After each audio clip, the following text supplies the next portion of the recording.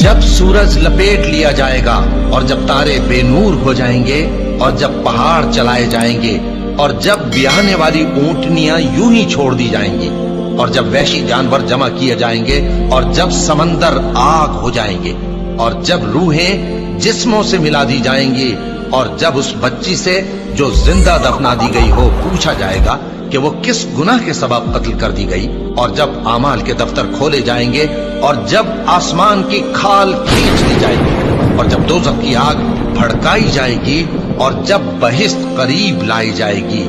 तब हर शख्स मालूम कर लेगा कि वो क्या लेकर आया है।